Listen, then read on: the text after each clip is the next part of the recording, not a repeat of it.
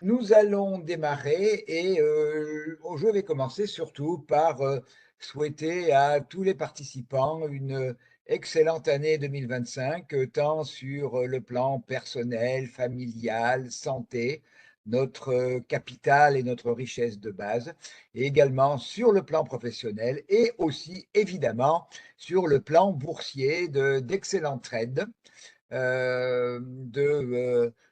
travailler avec de manière, rationnelle, de bien respecter des éléments fondamentaux pour, vivre sur les marchés, à savoir, et ça c'est vraiment pour moi un élément fondamental, mettre des stops pour diminuer le stress et puis respecter son money management.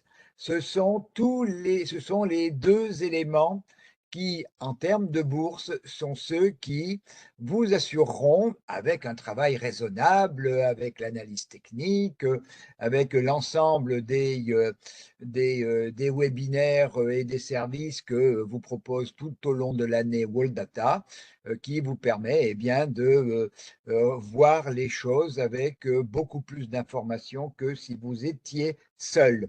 Un bonjour particulier à Loïc, hein. Bonjour Loïc, qui m'appelle professeur Ishimoku. Je ne sais pas pourquoi il le fait, parce que lui-même est un excellent utilisateur d'Ishimoku et lors d'un quiz que j'avais pu faire il y a 1 an et demi, avait gagné le livre que j'avais écrit sur Ishimoku, alors que déjà il connaissait très bien la méthode. Bonne année Loïc, bonne année Antoine, et on va rentrer maintenant dans le vif du sujet. Alors, le thème et le titre choisi par World Data pour cette présentation, je trouve super. Donc, c'est Cap sur 2025. Alors, ça va être un webinaire, une présentation qu'on a pu faire il y a quelques années. On ne l'a pas fait l'année dernière, hein, avec World Data, qui est de profiter de ce début d'année pour prendre un petit peu de recul sur l'économie, sur les marchés, de se poser un peu et de regarder quels ont été les grands éléments et les grands événements de 2024, en tirer les enseignements. Regardez un petit peu également dans quelle situation on se trouve en ce tout début d'année 2025 sur le plan macroéconomique et sur le plan boursier, de regarder quels sont les enjeux de cette année 2025. Et derrière, je vais organiser, je vais même mettre d'ailleurs tout de suite, si je me mets comme ça, je vais pouvoir vous mettre le sommaire. Donc, vous proposer quelles sont mes convictions. Alors, j'ai appelé, il n'y a aucune prétention dans le terme mes convictions. En début d'année, vous avez pas mal de grands fonds, de banques qui publient à destination du marché, de leurs clients ou autres, leurs approches, leurs perspectives sur l'année. J'en ai lu beaucoup de part de grandes banques, de grands fonds. J'ai trouvé également que c'était un exercice de leur part qui était souvent relativement convenu, que dans ce domaine également, le phénomène de la pensée unique existait. Et donc, ce que je vous propose, c'est véritablement ce à quoi je crois. Donc, c'est mes convictions personnelles. Donc, elles sont susceptibles de toutes surtout les expliquer, les justifier pour en faire de convictions personnelles, de sujets d'études et de réflexion pour vous. Donc on regardera ce que je pense et ce que surtout je pense, parce que ce que me dit l'analyse technique, parce que derrière, c'est basé sur l'analyse technique. Ce ne sont pas des réflexions un peu ésotériques ou théoriques. Et à chaque fois, on va illustrer chacune des convictions et des propos par des graphiques d'analyse technique sur la plateforme Wallmaster AI. On va regarder les autres marchés, hein, à savoir essentiellement les matières premières.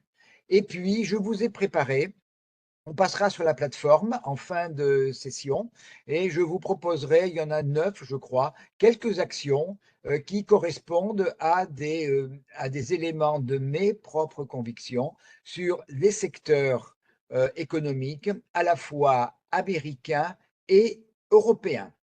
Alors, Loïc me demande, pourra-t-on avoir le PDF? Il n'y a aucun problème, je l'enverrai à Madame Walker quand j'aurai terminé, et puis à elle de vous l'adresser. Donc voilà le schéma d'aujourd'hui. Donc c'est surtout un schéma de réflexion, c'est surtout se poser et c'est regarder quelle est la situation. Bien évidemment, c'est pas parce qu'on a passé le 1er janvier que tout a changé. C'est pas comme le sketch de la boîte de conserve qui est périmé le 1er janvier. Et qu'est-ce qui se passe dans la boîte de conserve entre 23h 59 minutes 59 secondes et le 1er janvier, 0 heure, 1 seconde. Là, ici, il ne se passe rien. On est dans un schéma qui est un schéma de continuité, avec des enjeux cette année, avec notamment des élections en Europe. On va en parler parce que je pense que, et je vous donnerai un peu mon sentiment par rapport à ça, qu'il peut y avoir des modifications dans la vision européenne qui peuvent être importantes. Alors, comment augmenter le son via votre plateforme? Je, euh, je ne... Normalement, vous m'entendez bien. Est-ce que je vais parler un petit peu plus fort, Philippe? Est-ce que là, vous m'entendez un peu mieux? Je parle un peu plus fort. Parce que les autres participants me disent que le son est OK. Bon, je vais quand même parler un petit peu plus fort, comme ça tout le monde fonctionnera bien. OK, Victor me dit que c'est OK. Je vais continuer à parler un peu plus fort. Alors, on va rentrer dans le vif du sujet avec mon premier chart. Donc, c'est un peu les enseignements de 2025. Alors, l'événement quand même mondial cette année,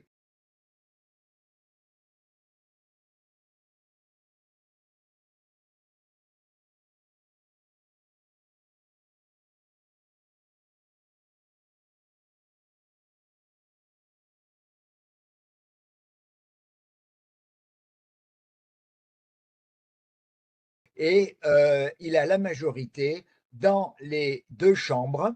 Et donc, il a normalement les mains libres, avec bien entendu la nécessité d'avoir un accord avec ces majorités, de manière à ce qu'il n'y ait pas de minorité qui puisse empêcher des votes. Ça, c'est le premier élément. Donc, pour moi, la star 2024, c'est le président Trump. La star 2025, on va le voir, ce sera le président Trump. Et j'ai une petite anecdote, si vous avez suivi les émissions sur la réouverture de Notre-Dame il y a un mois. On voyait à la télévision d'un côté les gens qui étaient déjà arrivés et on voyait le président élu arriver dans le petit bâtiment qui avait en préfabriqué qui avait été construit mais qui n'avait pas pu servir parce qu'il y avait trop de vent. Et au moment où il rentre dans Notre-Dame, tous les yeux convergent vers lui et le silence se fait. Donc, j'ai trouvé que c'était tout à fait significatif de l'état d'esprit, je veux dire quasi mondial, parce qu'il y avait des invités du monde entier, qui est par rapport au président Trump. Alors, on l'aime pas, sur le fond, sur la forme, mais c'est quand même lui qui est, entre guillemets, redevenu un peu peut-être pas le maître du monde, mais le guide du monde, avec derrière eh bien, un Elon Musk qui est en train de prendre une position tout à fait claire et des responsabilités. D'ailleurs, ce qui est assez étonnant, c'est de voir de ces dernières années comme quoi la Silicon Valley était ultra démocrate, anti-Trump, et puis Elon Musk s'est rallié au président Trump, et vous avez vu que il y a très récemment Zuckerberg s'est rallié au président Trump, donc il y a un mouvement de la part de la part de la Silicon Valley qui se fait de manière extrêmement claire dans cette direction. Ensuite, on a eu une année boursière avec des performances qui ont été très différentes selon les pays et les situations économiques et politiques. Vous avez en tête de liste, hein, on va les revoir très rapidement, vous avez les États-Unis, bien évidemment, et à tous ces indices. On va voir leurs performances dans quelques minutes. Vous avez l'Allemagne, on parlera, François me dit: «Ne vous étranglez pas trop en parlant de Trump». Je ne m'étrangle pas trop pas, hein, François, hein. Tout ce que j'indique, ce sont des faits. Ce n'est pas une adhésion, ce n'est pas, j'essaie de faire un webinaire qui est, le plus factuel possible. Ce n'est pas une position de ma part, c'est tout simplement une observation, non, pas par rapport à, ce que je peux penser, mais par rapport à ce que les gens qui font les médias mondiaux se comportent. Et c'est plutôt eux qui ont, dans un certain nombre de cas, retourné la veste d'une manière quand même assez étonnante. Mais ces éléments-là vont avoir de l'importance. Euh, le François, ce n'est pas celui de World Data. Non, non, mais bon, moi je fais un webinaire qui est extrêmement ouvert, hein. Il n'y a aucune. Votre opinion, François, non World Data, est tout à fait respectable et je vous réponds, comme à tous les participants, avec beaucoup de plaisir. Donc, sur le plan boursier, ben, on va voir que ben, la France, hein, a été un petit peu seule ou isolée de manière négative. Ensuite, on a eu une reprise de l'influence des banques centrales à la manœuvre dans un contexte de baisse des taux, mais là aussi avec des situations très différentes des deux côtés de l'Atlantique et également du côté japonais. On fera en fin de webinaire, on fera un flash particulier sur le Japon parce que je pense que côté boursier, il peut y avoir des choses intéressantes sur le Japon et qui me semble être dans un contexte qui est assez différent du contexte des années précédentes. Et puis, eh bien, on a une Amérique qui a une santé économique qui est florissante.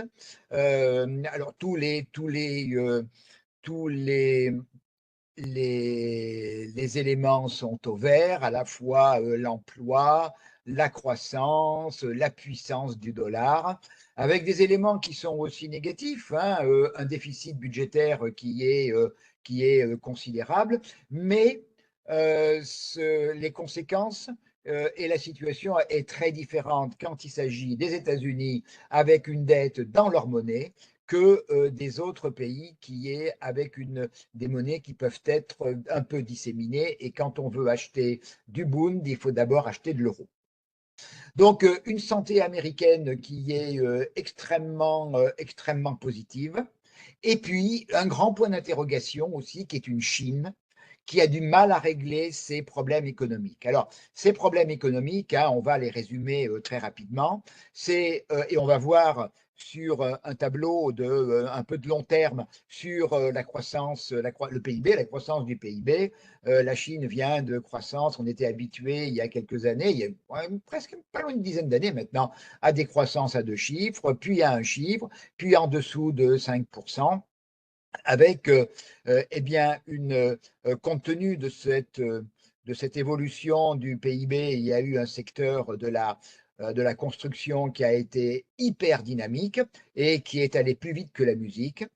On a construit avec des logements vides, avec une crise du secteur de la construction qui a eu des conséquences extrêmement importantes, avec une classe moyenne qui ne se développe plus parce que la croissance ne se faisant plus dans les mêmes conditions, eh bien, ça a limité aussi l'exode rural, ça a limité également les capacités de nouveaux emplois, ça a limité également la progression de cette énorme classe moyenne. Aujourd'hui, la classe moyenne chinoise, c'est la taille de l'Europe, c'est 450 millions de personnes, et c'est une catégorie qui consomme pas autant qu'il serait nécessaire pour contrer la baisse du commerce international vers et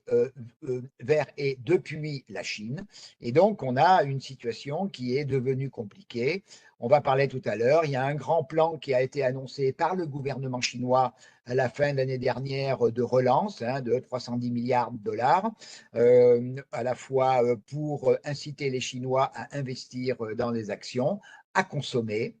Donc on verra, on en reparlera, on verra ce que cela va donner. Alors on va regarder quelques chiffres qui sont des chiffres importants et qui sont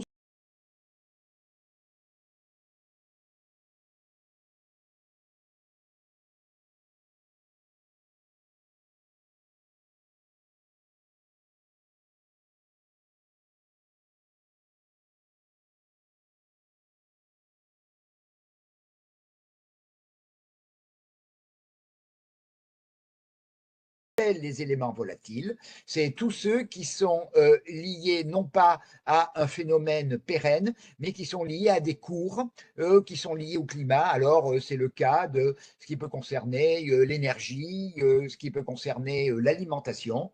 Donc, des éléments qui sont fluctuants, indépendamment d'une évolution tendancielle réelle. Donc, c'est aussi beaucoup ce que regarde la Fed, clairement. Donc on voit cette courbe qui se promenait entre 1 et 2,41% et qui, après la pandémie, eh bien, est repartie à un niveau très élevé. On a plafonné fin août 2022, début septembre à 6,6%. L'inflation réelle, elle était plutôt autour des 9%. Et depuis, on a eu une baisse qui a été constante avec un bas que l'on a eu autour de 3,2% il y a 3 ou 4 mois. Mais pour l'instant, on est en train un peu de plafonner autour de 3,3%. Et c'est un chiffre qu'il faut garder à l'esprit par rapport à des objectifs de banque centrale qui sont des objectifs de revenir vers les 2%. Mais on va voir qu'on ne revient pas à 2% par décret. Alors, qui joue également et qui utilise beaucoup les données liées à cette inflation, c'est la Fed.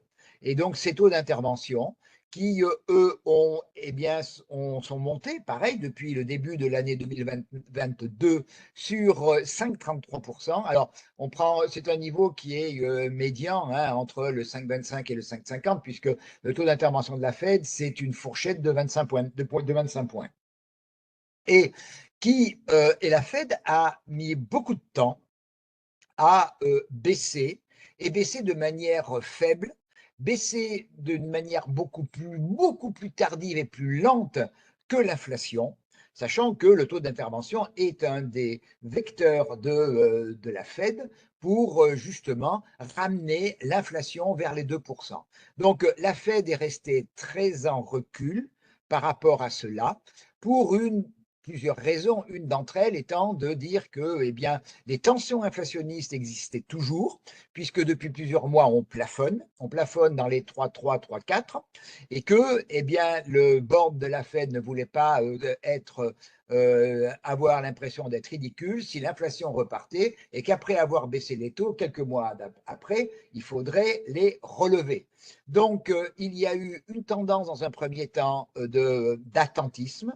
On a commencé à baisser. Il y a eu 25 points de base de baisse lors de la dernière réunion de la Fed les 18 et 19 décembre, mais avec un discours de son président, M. Powell, qui était plutôt au quiche, à savoir eh bien d'envisager la politique à venir prévue, du moins déclarée du président élu, qui serait et elle l'est en fait inflationniste.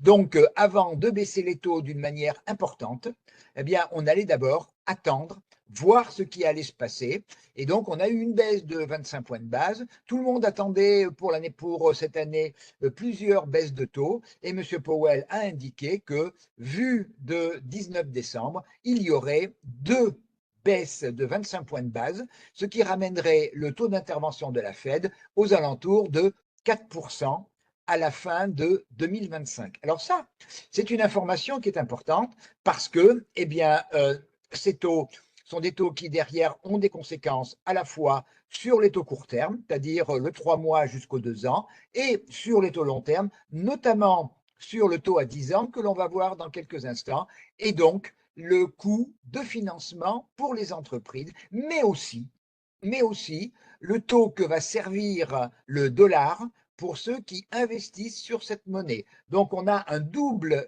effet sur les entreprises négatif, effet sur le dollar positif.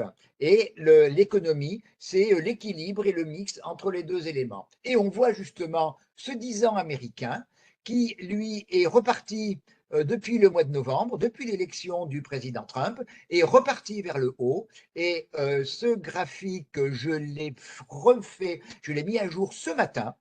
Et on voit que le 10 ans américain est aux alentours de 4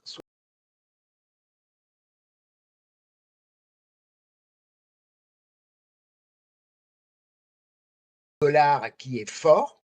Tant que les taux resteront à ce niveau-là, le dollar demeurera fort. Donc 2025, je m'attends à un taux américain, un dollar fort, à des taux américains qui vont rester élevés.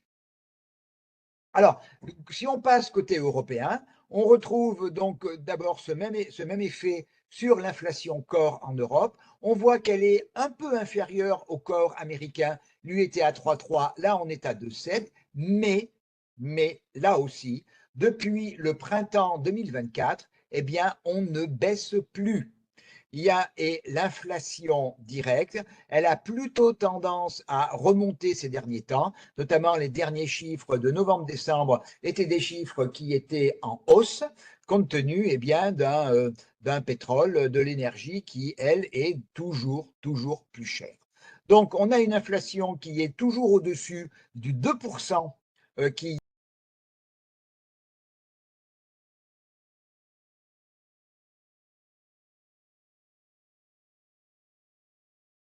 que l'on va voir tout de suite. Donc, on voit le taux d'intervention de la Banque centrale européenne. La Banque centrale européenne a commencé à baisser ses taux avant la Fed. Elle a commencé dès le mois de juin et on a baissé beaucoup plus que la Fed. On a baissé déjà de 1,35 points. Donc, on est sur un schéma qui est un schéma baissier, avec au sein du board de la BCE la difficulté qu'a sa présidente, Madame Lagarde, à avoir un consensus par rapport à cela, pour les mêmes raisons que du côté américain, à savoir une inquiétude quant à l'inflation, mais la situation européenne est très différente de la situation américaine. Les États-Unis peuvent encaisser des taux de 4% parce qu'il y a une économie florissante, alors qu'en Europe, eh bien, on est sur des PIB qui sont atones, qui sont proches de zéro. Les projections pour l'année prochaine, on va les voir tout à l'heure, elles sont basses, elles sont guère au-dessus de zéro. Et quand on a des prévisions juste au-dessus de zéro, c'est qu'il y a un vrai risque que ce soit juste en dessous de zéro. Donc, des taux élevés, c'est un handicap pour les économies européennes et beaucoup de voix, à la fois des États et des entreprises européennes, plaident pour une baisse du taux d'intervention de la BCE plus fort qu'actuellement. On ne peut très facilement, alors qu'il semblerait que ce ne soit pas la voie suivie pour la prochaine réunion, que baisser encore de 25 points de base, ramener aux alentours de 3,1, 3,2, eh bien, on est toujours au-dessus du niveau de l'inflation, de l'ordre de 0,6 à de 0,7 points, mais c'est quand même pour les économies, pour les entreprises, c'est une bouffée d'oxygène qui me semble à moi nécessaire. Alors, maintenant, on va regarder toujours dans la suite, parce que ces éléments d'inflation et de banque centrale, ça reste néanmoins inflation, taux, attitude des banques centrales, ça reste un des éléments de pilotage des pouvoirs publics au sens très large, qui est important et qui a des conséquences sur le plan boursier et qui a des conséquences sur le plan de l'emploi et sur le plan du PIB et de l'évolution. Excusez-moi, je vais prendre un peu d'eau. De l'évolution des économies. Maintenant, on va regarder par grand produit ou grand marché l'évolution de l'année dernière. Le vainqueur, la palme d'or ou la médaille d'or, c'est le gold, c'est l'or, avec une évolution de 26% cette année. Alors, cette évolution, elle a été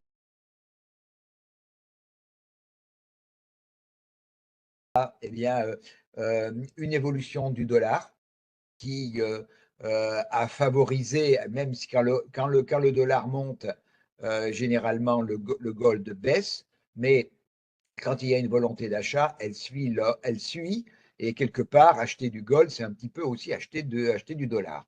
Et puis, il y a eu des achats qui ont été tout à fait significatifs de nombre de banques centrales. Il y a un mouvement, d'une manière générale, des, euh, des États et à travers l'instrument qui est leur banque centrale, d'essayer de se dédollariser, d'essayer de réduire l'exposition au T-note, au T-bond, et eh bien, d'investir dans un produit sans risque qui est l'or. Et donc, on a eu une hausse très importante de l'or qui n'est pas forcément liée à des achats de sécurité, parce que l'année ne s'y prêtait pas forcément. Alors derrière, eh bien, c'est le S&P 500 avec plus de 23%. Le Nikkei, on y reviendra tout à l'heure, parce que je pense que ça peut être un des thèmes de 2025, donc qui a augmenté de plus de 20%, et on regardera ce que nous dit l'analyse technique sur le Nikkei. L'Allemagne a évolué d'une manière, le DAX plutôt, à contrario certainement de l'économie et des problèmes politiques allemands sur lesquels on reviendra. Donc le DAX a évolué de manière favorable. L'industrie allemande, d'une manière le commerce allemand, après les déconvenues des années précédentes liées à leur exposition à l'Europe de l'Est et à la Russie, ont réussi à transformer leur source d'exportation vers les États-Unis. Alors, on va voir ce que ça va donner avec la politique du président Trump. Derrière, eh bien, la Chine, la bourse, en la circonstance, c'est le Shanghai Composite, hein, c'est l'indice, un des deux indices avec le CSI 300 de la bourse de Shanghai Shenzhen, qui a bien progressé, mais on va voir tout à l'heure sur le plan de l'analyse technique, la progression pour 2025 risque d'être plus compliquée. Le dollar, on voit progresser de près de 7%. Les métaux également, le cuivre à plus 5%. Et on retrouve en queue de peloton, eh bien, le CAC à moins 3 et le pétrole à moins 3,76. Alors, on va regarder plus précisément les performances US et on va voir cela également sur un deuxième graphique qui lui sera prévisionnel, qui est eh bien, le leader avec une progression colossale de plus de 50%. Eh bien, c'est tout simplement les FANG, à savoir les 7 magnifiques, donc qui ont présenté une progression de 50%. L'année 2024 a été véritablement le lancement de l'intelligence artificielle, à la fois sur le plan du hard, hein, sur le plan des puces, de la vitesse d'exécution des travaux, avec, on parle plus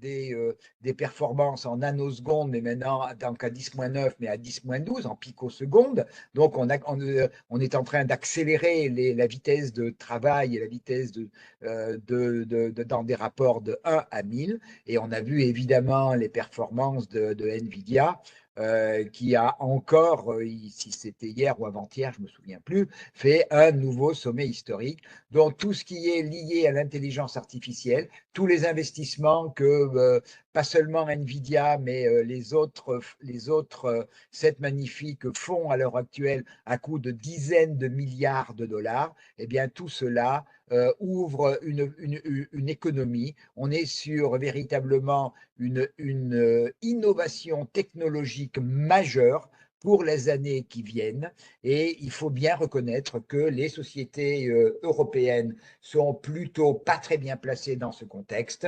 Les États-Unis sont évidemment en première ligne et avec également Taïwan, avec Taiwan Semiconductor, qui a également présenté des performances de très haut niveau. Derrière, on a le Nasdaq, évidemment, à plus 24%, ce qui montre que le Nasdaq sans les FANG, eh bien, c'était pas terrible. Le S&P, on le voit à 23%. Là, l'indice donc de Philadelphie, qui est le SOX, l'indice des semi-conducteurs, à plus 20%. Si, il faut d'abord que le hard suive pour que le soft puisse suivre. Le Dow Jones à plus 12. Le Russell, lui, qui s'est bien positionné entre le Dow Jones à plus 12 et le S&P equally weighted, c'est-à-dire avec l'ensemble des 500, c'est pas tout à fait 500, mais l'ensemble des sociétés qui ont le même poids, equal weighted. Donc, le S&P est évidemment poussé par les 7 magnifiques, mais si on met les 500 entreprises au même niveau, on a une progression de 10,90, ce qui indique également ce qu'on appelle une bonne participation, c'est-à-dire que toutes les entreprises en ont profité, ou la grande majorité des entreprises du S&P 500 en ont profité pour progresser. Et cet indice ce phénomène de participation se confirme à travers le Russell, qui est l'indice des ce qu'on appelle les small caps aux États-Unis, qui sont déjà, qui pourraient être par leur taille à l'intérieur du CAC 40, qui a progressé également de 11%. Donc on a un mouvement de fond aux États-Unis que l'on retrouve donc d'une manière générale en intégrant les FANG et autres en un an, mais ça c'est des chiffres de Bloomberg qui n'incluent pas le mois de décembre, à 28%, la zone euro à 11%, le Royaume-Uni s'est bien tenu, mais je pense que ça va être plus compliqué cette année, et puis les marchés émergents sont un peu en retrait, tout en étant malgré tout positifs. Donc voilà les grands éléments, hein. On pourrait en regarder d'autres, mais c'est essentiellement les points et ce que j'appellerais les leçons que l'on a à tirer de cette dernière année. On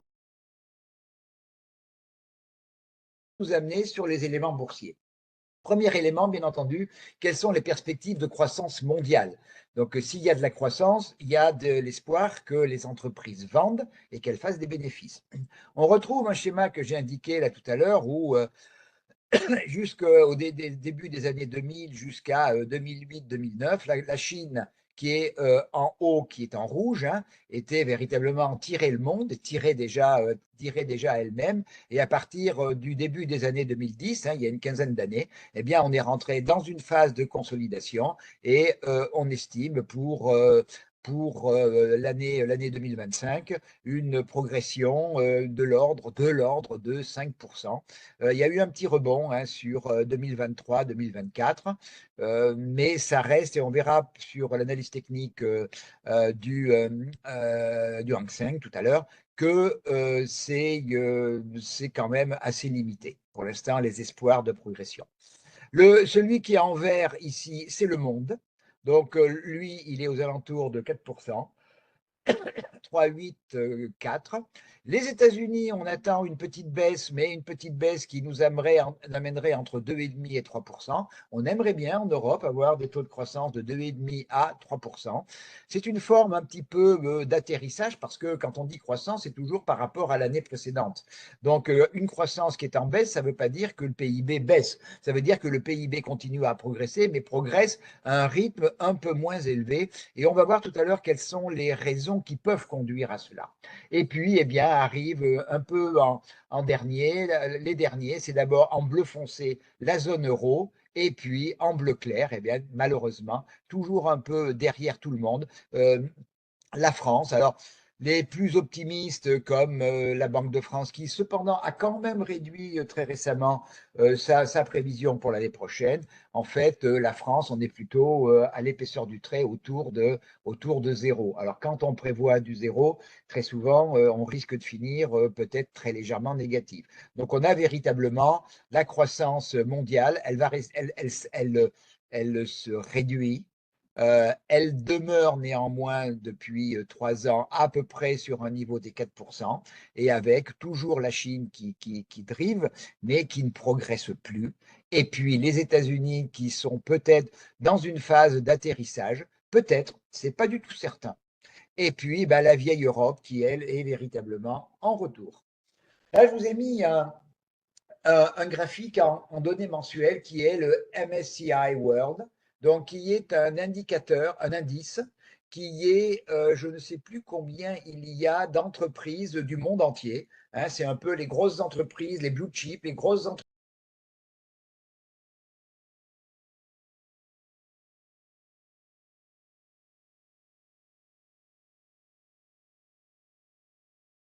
une tendance qui est très haussière, à l'intérieur cependant d'une figure qui est une figure d'essoufflement de cette tendance. Et on voit que dans ce biseau, on est dans un biseau, et à la fin de l'année 2025, eh bien, il est tout à fait possible que l'on ait une forme de consolidation parce que le sens de sortie naturelle d'un biseau est un haussier, est un sens baissier. Et c'est pour ça que, eh bien, alors là, donc vous avez un schéma ici qui est une graphique étant d'Ishimoku. Hein, donc ceux qui me connaissent savent que c'est quand même mon outil de travail de base. Je vous ai mis un niveau qui, pour moi, est un niveau tout à fait significatif ici, qui est tout simplement la Kijun plate, mais hebdomadaire, parce que la mensuelle, elle est ici. J'ai, en cas de consolidation, parce qu'il peut y avoir, mais je la vois beaucoup plus sur la deuxième partie de l'année, lorsqu'on va se rapprocher de l'apex du biseau. On n'y sera pas encore à la fin de cette année. On va donc avoir des évolutions de progression qui vont être moindres de cette année. Et ça, pour moi, on va voir dans les prévisions, c'est un élément qui est une des convictions, qui est l'évolution positive, oui, mais à un rythme qui va être moins soutenu. Et dans le cas de ce MSCI World, eh bien, on va arriver dans un biseau à des éléments comment dire, de hauteur entre les deux obliques qui va se réduire, et à un moment donné, il risque d'y avoir une sortie. Si sortie il y a deux niveaux majeurs pour moi. Le premier, c'est celui de la Kijun plate ici, ce niveau-là à 3586, et le deuxième niveau est ce niveau qui est un niveau un peu de polarité, ici à 3224, qui est très proche d'une Kijun mensuelle qui, elle, est haussière. Donc j'ai deux niveaux de consolidation. Consolider sur le premier niveau correspondrait pour moi à quelque chose de positif s'il y a un rebond, à savoir que l'on ait une respiration après une hausse de ce type-là, c'est le moins qu'on puisse dire, c'est un peu naturel. Il est naturel qu'un certain nombre d'intervenants prennent tout ou partie de bénéfices, mais pour l'instant, notre schéma, il demeure haussier, et pour l'année, demeure haussier. Il faudra voir si on a une consolidation significative, où on vient tester cette zone des 3580, ou eh bien, on peut risquer, et ce serait plus grave, de revenir sur les 3002. Revenir sur casser la Kijun plate hebdomadaire serait un signal qui serait quand même relativement négatif. Alors, on a vu un S&P et des éléments américains très positifs. On va regarder comment depuis 2 ans et les prévisions pour cette année. Là, c'est un graphique qui est la source, c'est JP Morgan. Donc, on voit en noir, vous avez les 7 magnifiques, et en brun, vous avez les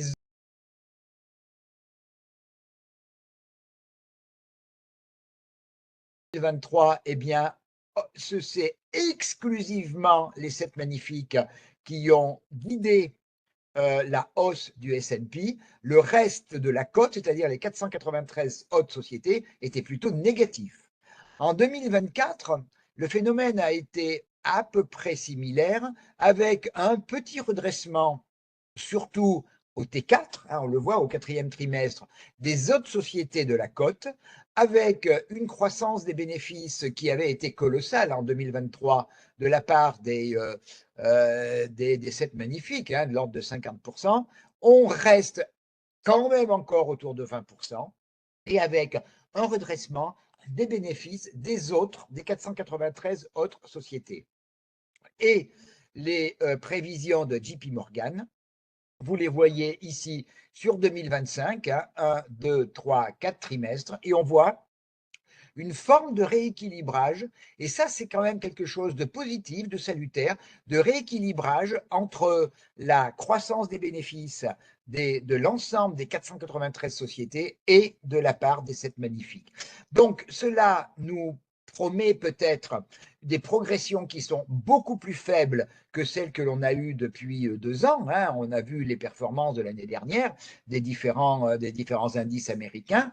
Donc on est quand même parti sur une évolution qui sera plus mesurée, mais avec des niveaux et globalement des éléments économiques et boursiers qui doivent aux États-Unis rester normalement solides. Là, un deuxième graphique qui est un peu similaire, avec d'une part à gauche, ce sont des prévisions, des estimations 2025 en noir, 2026 en brun de la part de Swiss Life, et à droite de la part de BNP.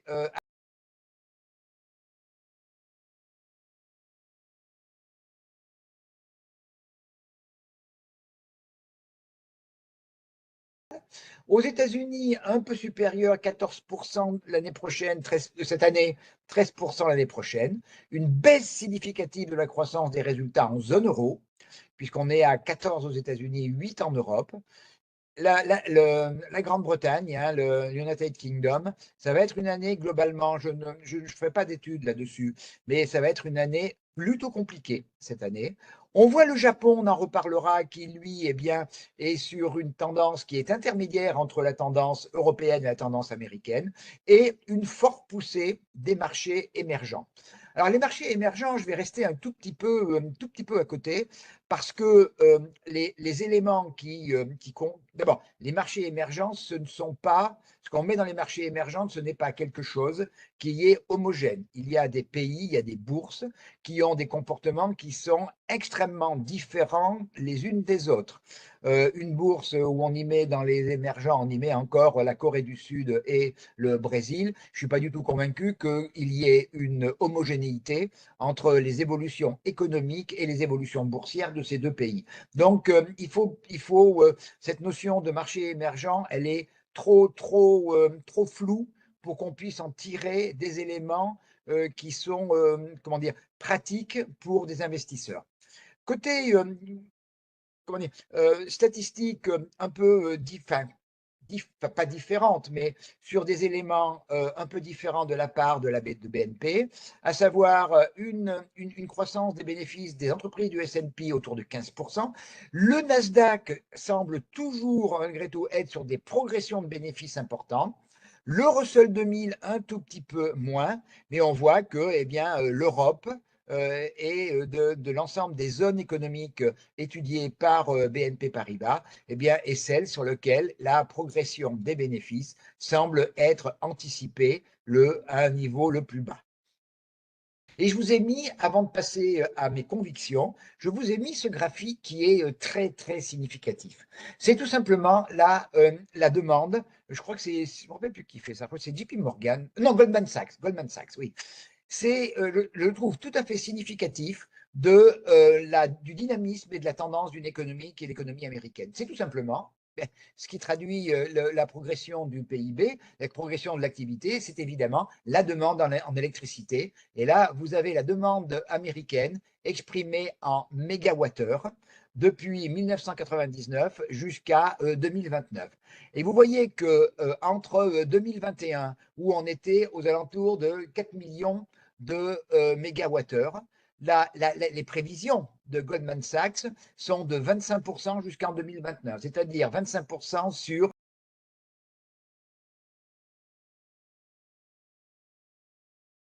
unique par rapport à tout ce qui se passe depuis pratiquement 15 ou 18 ans, depuis 2005, où on était plus ou moins au-dessus des 4 millions de mégawattheures. On a une accélération qui est tout à fait considérable, et on peut tout à fait imaginer que ce n'est pas le fait de planter quelques champs d'éoliennes aux États-Unis qui va permettre de fournir la production d'une telle quantité d'électricité. Et cela explique très largement la politique énergétique des États-Unis, du moins la politique énergétique du président Trump, qui est, eh bien, tout simplement, et je vais répondre à la question de Lionel et la demande en pétrole, euh, qu'elle soit en électricité ou en pétrole, je veux dire, on est sur un schéma qui est un schéma énergétique. Ce schéma énergétique, hein, parce qu'on fait de l'électricité aussi avec du pétrole, pas que, mais on en fait aussi, on en fait avec du charbon, on en fait avec du pétrole, dit différemment, on en fait avec du gaz de schiste. Euh, donc, il va falloir que l'offre augmente dans des proportions considérables en 7 ou 8 ans. Et ce n'est pas, comme je l'ai indiqué, le fait de mettre quelques champs d'éoliennes ou de rajouter quelques panneaux solaires dans une Californie qui est pas à 100, mais à feu de manière permanente et encore malheureusement en ce moment. Il va bien falloir que cette demande énergétique, eh bien, on y réponde à la fois par le nucléaire et la politique du président Trump, c'est pétrole et gaz de schiste. Et alors, on peut, sur le phénomène du gaz de schiste, je peux comprendre toutes les récriminations environnementales, et elles sont réelles. De notre côté, malheureusement, à un moment donné, avant que le nucléaire puisse partout, et c'est la seule solution, prendre le pas, eh bien, on va s'attendre hein, jusqu'à au moins dans les années qui viennent, puisque monsieur Trump sera président jusqu'au début de 2029, hein, 2025, jusqu'au en janvier 2029, eh bien, on peut s'attendre à ce qu'il y ait de l'exploitation pétrolière et gaz de schiste. Pour moi, c'est la même chose à outrance. Et évidemment, attendre à ce que M. Trump a déjà commencé à demander aux Européens d'acheter plus de pétrole américain, de manière à ce que ce soit lui, les États-Unis, hein, qui draine le prix du pétrole dans le monde, et un prix du pétrole que, eh bien, évidemment, le président Trump souhaitera qu'il soit suffisamment élevé. Moi, j'estime aux alentours des 80 à 90 dollars l'équivalent baril, de manière à ce que le gaz de schiste soit très rentable et que, eh bien, son pétrole, qui est exploité de plus en plus en Alaska dans des conditions un peu compliquées, reste très rentable.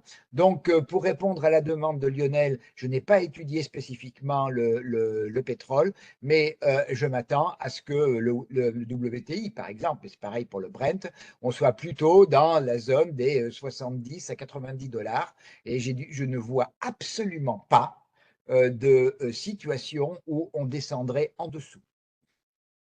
Alors, je vais vous livrer un peu mes convictions 2025. Alors, petite anecdote à ce sujet.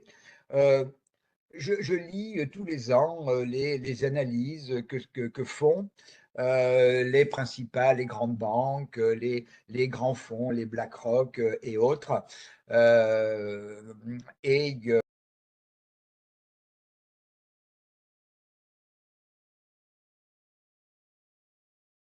on s'aperçoit que ce sont des choses qui sont généralement tout à fait convenues.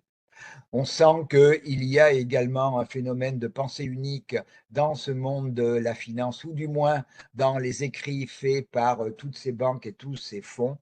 Et finalement, j'ai commencé à les regarder, je les regarde toujours, mais très rapidement, je les ai regardés en travers parce que on retrouve toujours la même chose convenue. Et il y a un phénomène qui est, ça c'est aussi un peu taquin de ma part, c'est qui est que toutes ces banques, tous ces fonds qui publient leurs prévisions ne comparent jamais, je n'en ai pas vu, ce qu'ils disent aujourd'hui, enfin, ce qu'ils ont dit il y a un an et la réalité de l'année. Jamais ils ne disent, eh ben, on a eu raison, on s'est trompé. Jamais.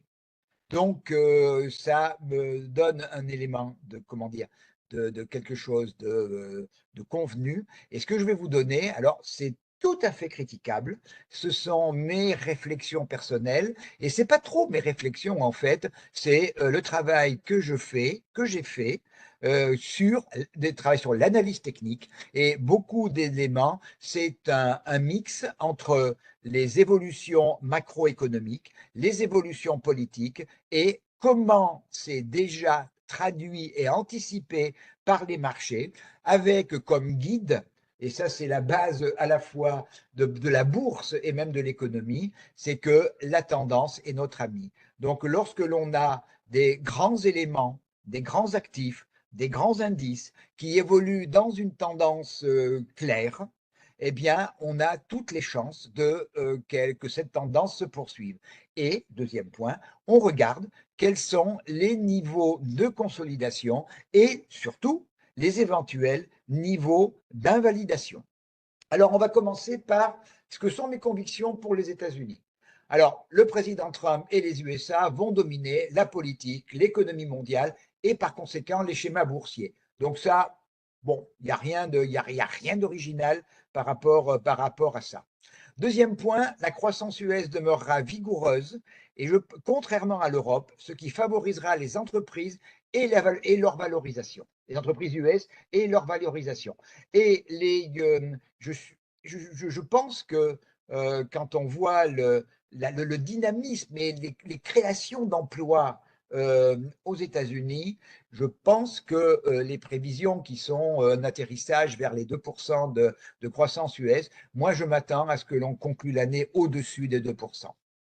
Ensuite, la baisse de l'inflation et la baisse des taux, pour moi, demeureront faibles si le président Trump. Son programme, il est quand même inflationniste. Il est inflationniste puisque, d'un côté, il veut fermer les vannes de l'immigration, également de l'immigration de travail. Donc, ce qui veut dire une plus grande difficulté à trouver de la main-d'œuvre, phénomène que l'on a déjà connu après la pandémie et qui a entraîné une hausse de l'inflation tout à fait significative.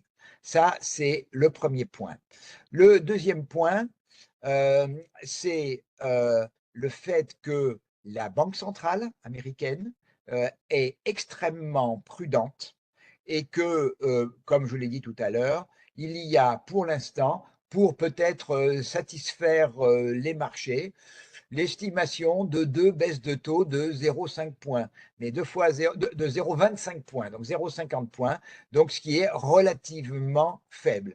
Donc je m'attends à peu de baisses de taux de la part de la Banque centrale. On a vu tout à l'heure le niveau actuel très élevé. On a même vu qu'on était sorti d'un triangle de continuation haussière sur le 10 ans américain. On est à 4,67. 4,67. Hein. Donc, je ne m'attends pas à une baisse qui soit importante. Les marchés actions à l'heure actuelle sont surachetés. Alors, vous allez me dire, hein, un marché, il peut rester suracheté pendant très longtemps. Et je vais montrer tout à l'heure que je m'attends à une correction qui nous permettra justement de poursuivre le rallye long terme parce que ma vision, vous l'avez compris, elle est quand même positive, elle est même très positive pour les États-Unis.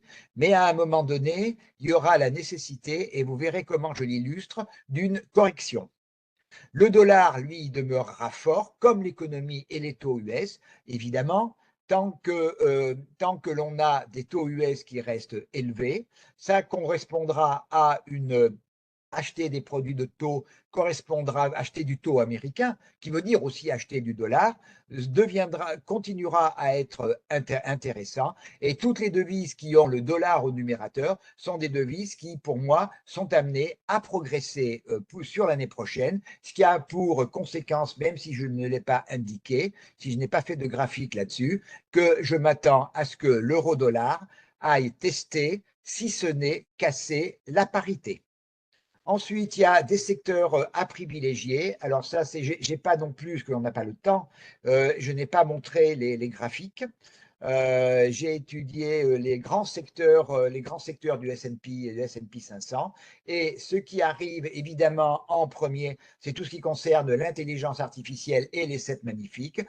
Alors, il se trouve que dans la répartition des secteurs américains qui est relativement ancienne, eh bien, nos 7 magnifiques, on les trouve dans différents secteurs. On les retrouve dans ce qu'on appelle la consommation discrétionnaire, qui est l'inverse de la consommation de base. La consommation discrétionnaire, c'est la consommation de tous les produits qui ne sont pas les produits de première nécessité.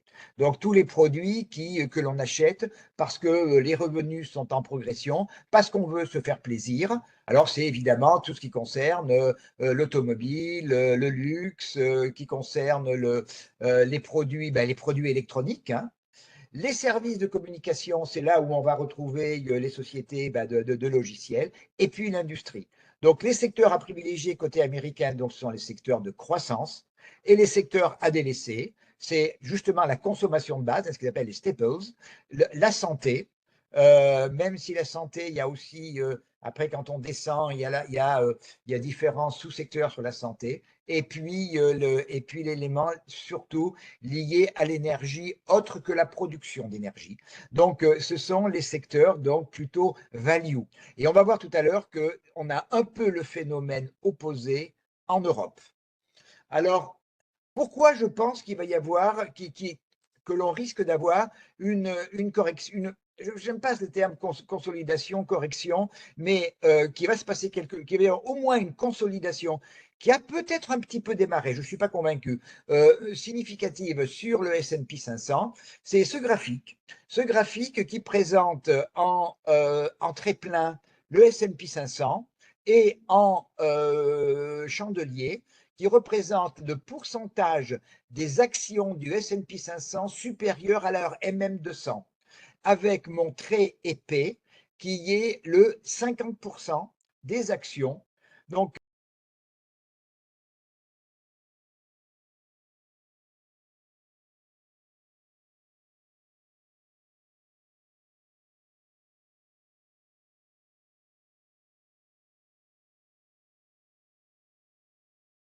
de participation, le fait que eh bien, l'ensemble des entreprises sont dans une situation plutôt favorable et plutôt en forme de progression. Et vous voyez, à la fois en septembre-octobre 2018, on est en mensuel, hein, on a eu le passage en dessous, on a eu une consolidation. On voit en février 2020, bon, là, c'était le Covid, on est passé évidemment en dessous. On voit là également, avec un peu de retard en novembre 2021, là, ça a été avec retard, mais beaucoup plus prononcé. En 2023, on a ce même phénomène, on passe en dessous en août 2023. On a une consolidation et là, on est maintenant juste à la limite. Donc, on va surveiller le fait que eh bien, le pourcentage d'actions du S&P passe en dessous pourcentage, oui, passe en dessous des 50% au-dessus de leur moyenne mobile. À ce moment-là, ça voudra dire que les entreprises, comment dire, ont une évolution de croissance des bénéfices qui est en baisse, et ce qui entraînerait une baisse du S&P 500. Et là, on voit que l'on est on est sans tendance, on est dans un range, on n'arrive pas à sortir, on n'arrive pas à casser. Et si d'aventure, et là on arrive bientôt, hein, à partir de dans une semaine, on va rentrer dans les résultats annuels et T4, et là, il va y avoir véritablement un élément important. Et je pense que si les résultats du T4 ne sont pas à la hauteur de ce qu'attendent les analystes, à la hauteur des prévisions, si on casse les MM200 parce que les entreprises seraient sanctionnées, on risque véritablement de passer de l'autre côté et d'avoir une consolidation, alors combien, j'attends pas à 30% de baisse, hein, bien évidemment, mais que l'on ait 10 à 15% par rapport au niveau actuel, me paraît quelque chose de tout à fait possible et quelque part assez sain pour que, eh bien, on redonne envie à des acheteurs de racheter. Parce qu'aujourd'hui, on est aussi peut-être dans une situation où, on étant suracheté, eh bien, il n'y a pas énormément d'investisseurs qui ont envie de rentrer au niveau des prix actuels. Et on voit qu'à chaque moment de consolidation, il y a des achats à bon compte qui se font. Donc, je pense qu'il peut y avoir une consolidation un peu significative, 10-15% peut-être à la fin du mois de janvier, peut-être après, pour le faire. Alors Lionel me dit, sur Wall Data, je ne sais pas. Ça vient d'un autre site d'information économique. Il faudrait que je demande à Wall Data si ce schéma existe ou pas. Je ne sais pas. Alors, voilà un peu comment j'illustre maintenant en analyse technique ce phénomène. Vous avez ici le S&P 500 Equal Weighted, c'est-à-dire que les 500 entreprises ont exactement le même poids. Vous avez depuis 2020 une tendance qui est haussière. J'ai un mouvement, un rallye qui a commencé juste après la pandémie, qui a trouvé son sommet au début de 2022, hein, janvier 2022, c'est là où tout a commencé à baisser. Et sur le mois d'octobre, novembre de l'année 2022, on est venu tester le 50% FIBO du rallye 2020-2022 et on est reparti. Alors, pour ceux qui ont suivi certains des formations que j'ai pu faire il y a quelques années auprès de Wall Data sur justement le logiciel FIBO Expert, travail statistique qui m'a montré sur des centaines de cas, qui m'a montré que lorsque on venait consolider sur le 50% Fibonacci, eh bien l'objectif de rebond était l'extension 0,618 de ce mouvement et au maximum le 0,786. Et qu'est-ce qui s'est produit?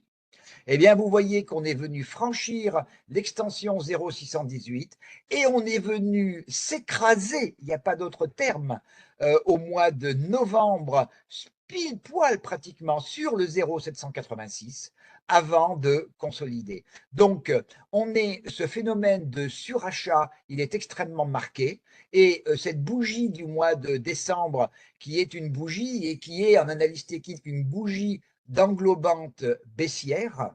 Donc, c'est une bougie de retournement qui, bien sûr, nécessite d'être confirmée. Alors, là aussi, donc, je travaille en Ishimoku et j'ai sur ce niveau-là, hein, sur la base des 6600, j'ai la Kijun plate, mais qui est tout à fait récente. Et j'ai regardé si on ne franchit pas le 0,786 ou si on ne va pas en dessous de ce niveau de 5400, hein, dans la période qui vient, qui est un niveau large, eh bien, ma Kijun va se mettre à plat, en fait, quasiment toute l'année. Donc, j'ai un premier niveau de repli, de consolidation pour le S&P Equally Weighted, qui est bien, ce sommet de début 2022 ici, dans la zone des 6700, qui est sur le plan de l'analyse technique classique un niveau naturel de rebond. C'est le précédent plus haut dans la tendance haussière. Donc, si l'on rebondit sur ce niveau, eh bien, la tendance, elle repart de plus belle. On aura eu notre respiration et on pourra, si on rebondit sur cette zone-là, qui est la zone du 38,2 d'ailleurs, hein, de Fibonacci, donc c'est une très grosse zone, hein, 6700, 6750, eh bien, on pourra se refaire de nouvelles extensions de Fibonacci parce qu'on sera revenu chercher un nouveau mouvement avec de nouveaux acheteurs. Si cette zone-là des 6700, 6750 ne tient pas, eh bien, j'ai la Kijun plate ici dans la zone des 6500. Oui, c'est ça, la zone des 6500, qui est le deuxième niveau possible de consolidation. Si on le casse, eh bien derrière, c'est le test du nuage en dessous ici, mais ce n'est pour l'instant pas la remise en cause du tout du schéma haussier de long terme. C'est donc pour ça que je m'attends beaucoup plus à avoir une consolidation sur les zones que je vous indique et plutôt un rebond au-dessus. Donc Loïc Duval me dit oui, mais le S&P 500 est guide uniquement par 8 valeurs qui sont largement au-dessus de la MM200, les 492 autres même en dessous de 50. La MM200 n'a que peu d'impact. Oui, alors d'autant plus, hein, Loïc, que si justement les 7 craquent, elles vont encore plus faire basculer de l'autre côté. Et c'est aussi pour cela, Loïc, que mon travail derrière se fait sur le S&P Equal Weighted. Et tout le raisonnement ne se fait là-dessus que sur l'equal weighted. Donc, voilà l'illustration un peu de cette première conviction sur le S&P. Le Nasdaq, on a un schéma qui est un peu similaire. Donc là, j'ai pris sur le Nasdaq 100, il n'est pas equal weighted, mais c'est pour regarder ce qui se passe. J'ai ici le dernier mouvement haussier et j'ai l'ensemble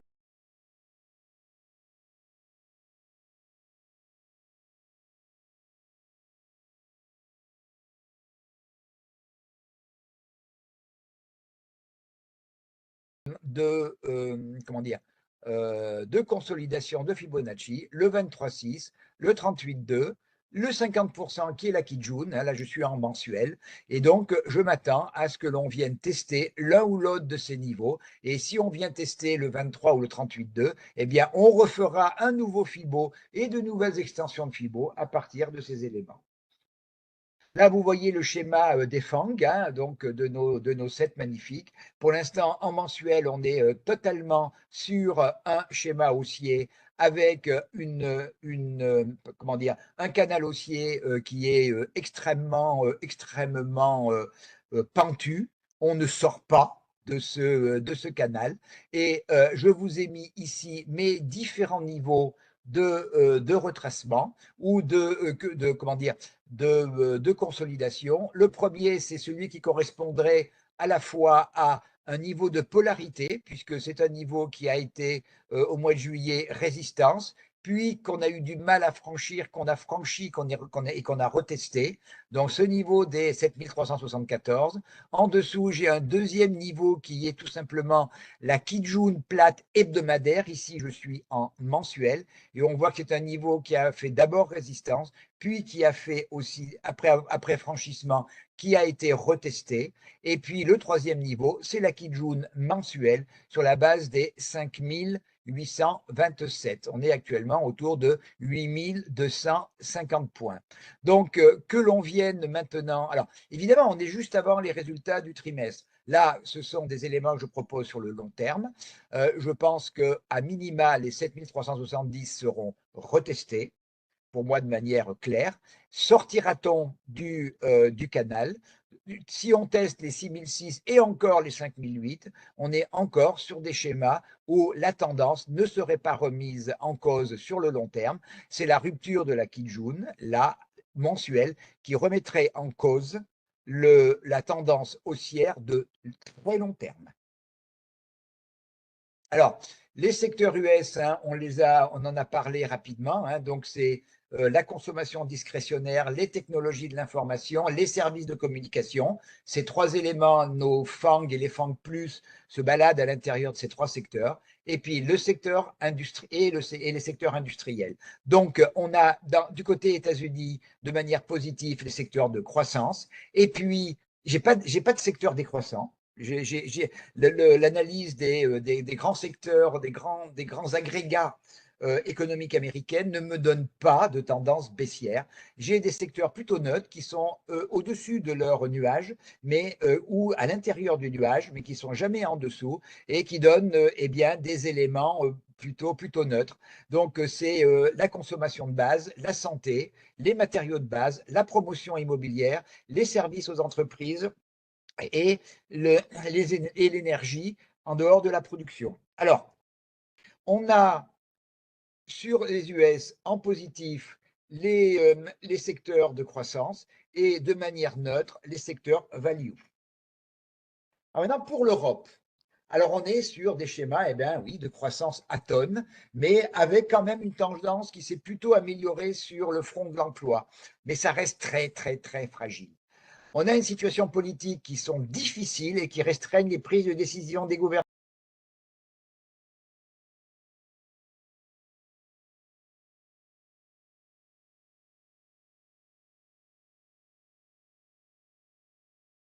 Les élections allemandes.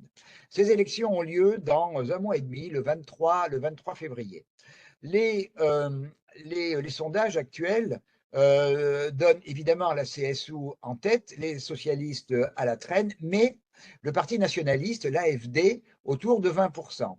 Donc on risque de se trouver dans une situation où la CSU serait obligée si elle arrive en tête, ce qui est fort probable, aurait, aurait besoin de lier, les Allemands ont l'habitude de monter une coalition. Alors, dans quelle direction ira cette coalition? Est-ce que ce sera une coalition avec le Parti nationaliste ou une coalition avec les socialistes? Si on a une coalition avec le Parti nationaliste, ce sera un grand bang dans le paysage politique européen et qui certainement entraînera politiquement d'autres pays avec toute une frange de pays avec qu'est-ce qui va se passer en France? C'est quand même une grosse interrogation, avec l'Italie, avec les Pays-Bas, avec l'Autriche. Je ne sais pas si vous avez vu, mais il y a 3 ou 4 jours, le président autrichien a demandé au président au parti nationaliste, suite aux partis de droite qui n'ont pas été capables de monter une coalition, demander au parti nationaliste de monter une coalition avec le reste de la droite pour donner un gouvernement à l'Autriche. Donc est-ce que l'on va aller dans un mouvement politique de ce type-là, ou est-ce que, on va rester dans le statu quo, dans lequel cette espèce de marécage dans lequel on se trouve en France, et qui va certainement donner une situation politique, donc économique, qui risque d'être compliquée.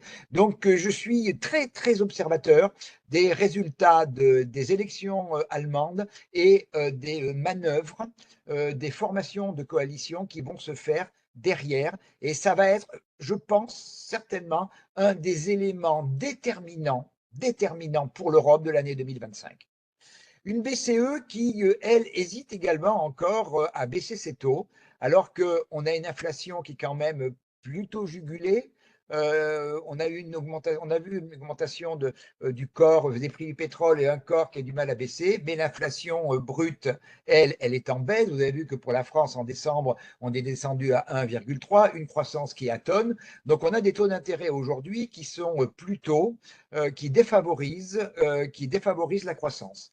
Et donc, beaucoup de voix gouvernementales, entreprises s'élèvent pour que le board de la BCE procède, je pense que la prochaine réunion, ça ne va pas être le cas, à une baisse de taux, mais il me semble qu'elle est nécessaire. Et puis, la bonne surprise, elle pourrait venir de l'Italie, dont dont le déficit se réduit, non pas de réduit, se réduit, qui a réussi à juguler largement son immigration clandestine et qui a amené, il y a quelques mois, à ce que Moody's remonte la note de l'Italie. Alors, il y a un déficit qui reste important, une dette qui reste importante, mais il y a un certain nombre d'éléments, et je ne l'ai pas indiqué, mais quand on regarde le FTSE MIB, donc l'indice de la bourse de Milan, il est quand même plus sympa que l'indice parisien. Alors, voilà comme MSCI Europe, qui est un indice donc des grosses entreprises européennes. On a vu tout à l'heure que le MSCI World était à l'intérieur d'un canal en mensuel haussier, que le S&P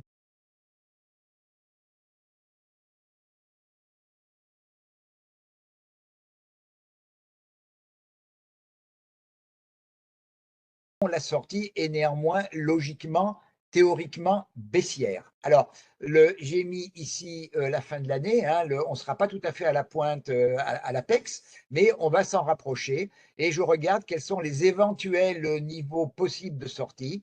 Donc, le premier, c'est ici la Kijun mensuelle, dans cette zone des 1780, des 17 900. Et puis, alors, ce qui nous ferait passer dans une phase véritablement de tendance baissière, à savoir la rupture du nuage, cette zone en dessous des 15 630. Donc, on voit que à la fois la comparaison avec la partie monde et la comparaison avec la partie américaine et quand même montre une faiblesse de l'économie européenne. Alors le CAC 40, lui, alors j'ai deux schémas. J'ai deux schémas, j'en ai un, enfin, dans les deux, j'ai un élément de base qui est une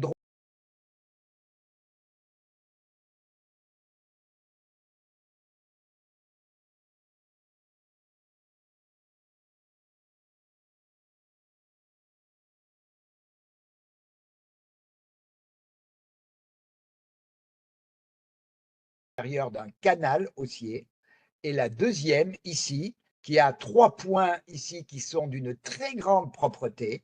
J'ai 3 points, c'est une droite de tendance et qui indique que le CAC est plutôt rentré maintenant d'un canal plutôt vers une figure d'un biseau d'essoufflement du schéma haussier. Alors, est-ce que l'on reverra cette année les sommets à 8146? Pour l'instant, rien n'indique le contraire. Et j'ai un niveau qui est absolument majeur, un niveau totalement déterminant, il est ici, c'est ce plat de Kijun, c'est ce niveau de polarité, Kijun mensuel, c'est la zone des 6009. Tant que on évolue au-dessus des 6009, le schéma restera plutôt fort, plutôt haussier, et avec un premier élément à franchir ici, on n'y est pas encore, on est loin, c'est la zone des 7007 pour aller vers le sommet historique, vers la zone des 8200 points. Donc, tant que 6910 n'est pas cassé, eh bien, on reste globalement dans un schéma haussier, dans une tendance haussière, mais on voit que l'on a un véritable essoufflement de ce schéma haussier. Si on casse les 6910, eh bien, derrière, eh bien, on viendrait dans cette zone-là, vers la zone à la fois de test du nuage, de test de ce plat de SSB ici, cette zone des 6003 et en dessous. Alors là, si on casse les 5005, là, c'est terminé. Mais ça, je n'y pense pas. On a quand même une déconnexion entre les entreprises du CAC 40 et et l'économie française, puisque les entreprises du CAC 40 font 75 à 80% de leur chiffre d'affaires en dehors de l'Europe, de la France, pardon. Donc, un schéma du CAC 40 qui n'est pas négatif, mais qui est un schéma d'essoufflement. Alors, au niveau des secteurs, là également, j'ai étudié les secteurs, les grands secteurs du stock 600 Europe. Alors, je suis positif, je suis positif. L'analyse technique, et on va voir quelques graphiques, est positive sur le secteur des assurances, des médias, des banques, des services financiers et de la techno. Négatif sur l'automobile, sur donc le secteur nourriture et boissons, food and beverage, et la promotion immobilière est neutre sur la chimie, les ressources de base, la santé, le pétrole-gaz, les télécoms et les services aux entreprises. On retrouve en positif plutôt le secteur value, hors technologie. Et en négatif, on retrouve des éléments des deux, et également au niveau des neutres. Donc, c'est-à-dire qu'on va chercher certainement du rendement plus que de la croissance. Et ça, c'est tout à fait, on a un phénomène de rotation sectorielle qui est tout à fait en phase avec le fait que, eh bien, on attend peu de croissance. Donc, on n'est pas dans le sens où les secteurs des entreprises de croissance vont être favorisés. Voilà le secteur des assurances en mensuel. Donc, on est à l'intérieur d'un canal haussier. Et j'ai mis donc les deux éléments, les deux zones pour moi qui sont à surveiller en cas de consolidation et sur lequel on verra un éventuel rebond. Probablement on est à 416 sur ce secteur, l'indice 416, certainement sur la zone des 393, 395, et c'est quasiment un niveau de polarité. C'est le bas, c'est la zone grossièrement du bas du canal. Et puis surtout, le gros niveau, c'est les 357. Ce qui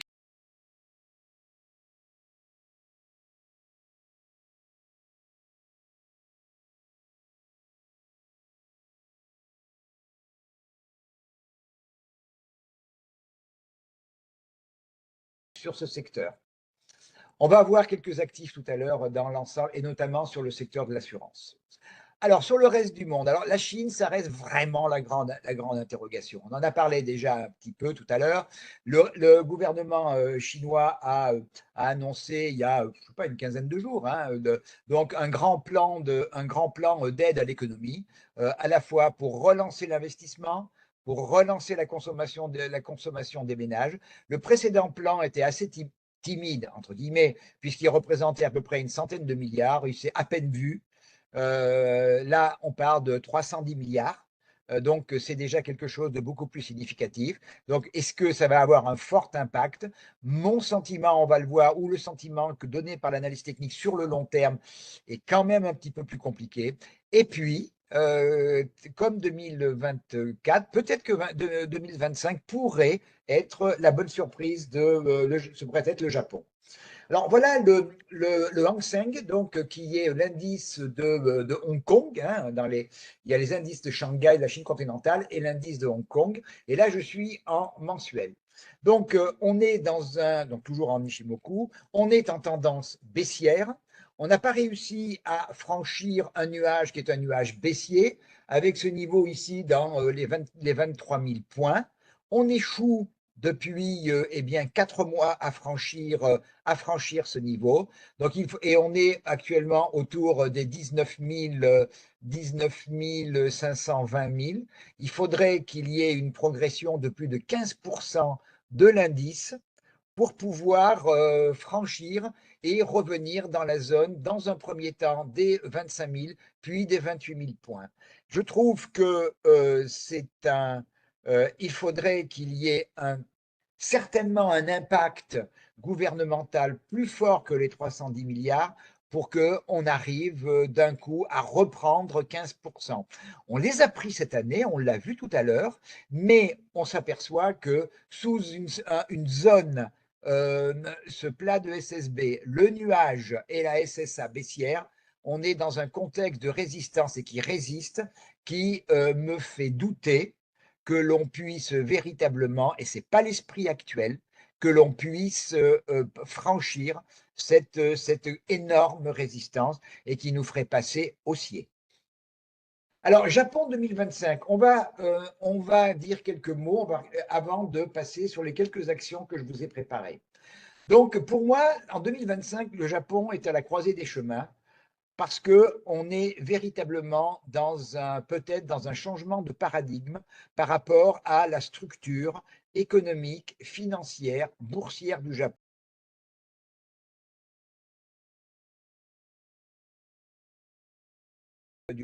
Était un schéma historique déflationniste, à savoir, on a une population qui est vieillissante, on n'a pas d'immigration, donc une force de travail qui se réduit, ce qui oblige les entreprises japonaises, et c'est aussi une stratégie depuis longtemps pour contrer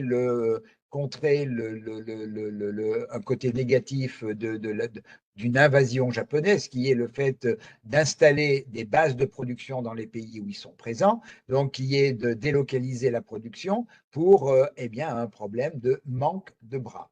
Donc, ce schéma était un schéma qui était baissier sur le plan de la population, qui était neutre ou atone sur le plan du PIB, qui avait également un élément qui est une dette qui est colossale, hein, c'est 2,5 fois le PIB annuel, mais avec une dette japonaise qui est possédée très majoritairement par les ménages et les institutions japonaises.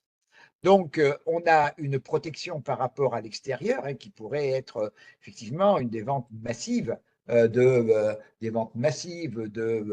d'obligations qui font monter les taux de manière considérable. Le fait d'avoir une dette publique très importante entraîne d'avoir de la rémunérer d'une manière très faible. Et les taux, le 10 ans japonais, il est aux alentours de 1%, quand le taux d'intervention de la Banque du Japon est à 0,1%, avec maintenant une inflation et des hausses des salaires qui ont passé les 2%. Donc on est sur un schéma depuis un an ou deux qui montre peut-être également le bout d'un système, parce que si le consommateur japonais, on lui donnait du 1% quand l'inflation est à 0.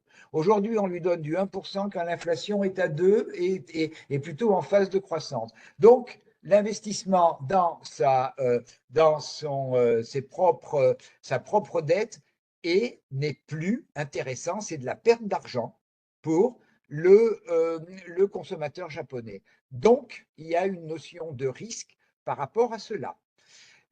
La conséquence de taux très bas a fait qu'en est un yen, on va le voir, le yen est à son plus bas, quasiment son plus bas historique.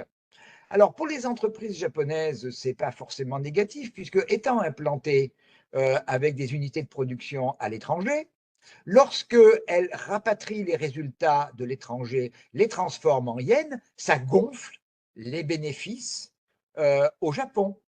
Et c'est un des éléments qui a permis au Nikkei de surperformer en 2025. Et puis, il y a ce gros mouvement qui est cette méga fusion attendue qui est en train de se discuter dans le secteur automobile, qui peut avoir des conséquences sur l'ensemble du marché automobile mondial. C'est cette fusion en train d'être discutée entre Nissan et Honda, auquel se joindrait Mitsubishi, mais exclusivement sur le plan commercial. Donc, on a une situation de montée des taux, une situation de montée de l'inflation, une dette souveraine qui pèse sur le budget de l'État. Donc, que va faire la banque du Japon, qui résiste pour le moment?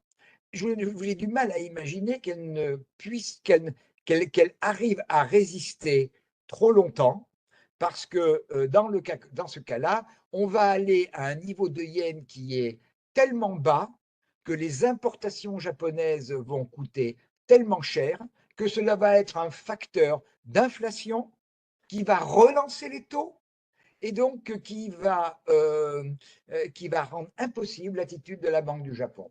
Donc, on est vraiment structurellement au Japon à la croisée des chemins et c'est peut-être une belle opportunité, un changement de paradigme au niveau du Japon. Voilà comment ça se traduit au niveau analytique. Là, on est toujours en mensuel. On a eu un Nikkei qui stagnait dans les 26 à 28 000 points depuis longtemps. Et puis, début 2023, on a eu un premier mouvement haussier qui a amené sur les 32-34 000, une figure de consolidation. On est sorti début 2024 de la zone de consolidation pour aller faire un nouveau sommet ici, je crois que c'est même un sommet de 30 ou 40 ans, dans la zone des 43 000 points à l'été. Et depuis, eh bien, on consolide sous ce plus haut historique. Alors, on consolide donc sur le dernier rallye ici, depuis septembre-octobre 2023 jusqu'à un rallye d'un an pratiquement. J'ai mis mes retracements de Fibonacci, j'oublie ces deux mèches, ces deux excès, qui sont plus des excès de recueil de l'information que des niveaux réels. On est venu tester le 38,2 quasiment pile poil ici, dans la zone des 38 000 points, et on est en train de repartir. Et depuis, on est maintenant à nouveau dans un nouveau range, dans cette zone-là, des 36 600, 40 000 points. Donc, par rapport à cela, j'ai mis mes extensions de Fibonacci.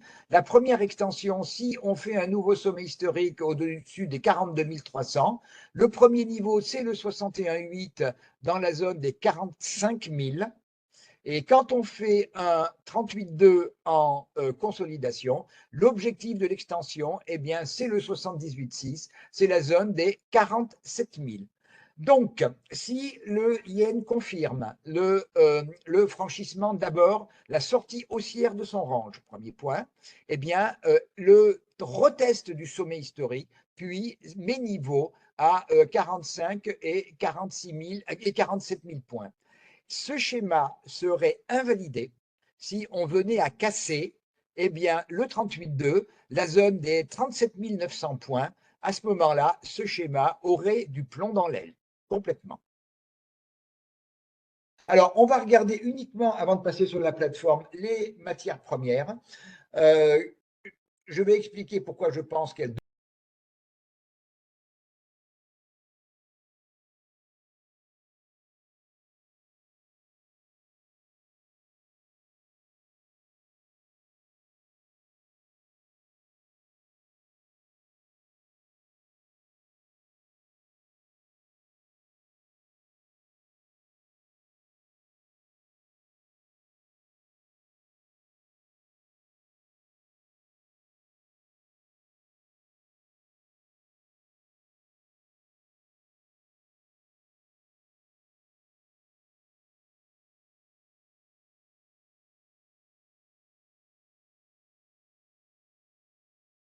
70-75 $ est une zone qui est quand même dans les zones élevées. Alors, imaginez d'aller vers les 100 $, on aurait un impact qui serait tellement négatif pour les entreprises que je pense, le jeu de l'administration Trump sera de maintenir un niveau élevé de manière à maintenir les bénéfices des entreprises de ce secteur, mais de ne pas monter trop haut, de manière à ne pas pénaliser l'ensemble de l'économie. Et on s'aperçoit, hein, et même depuis, sur les secteurs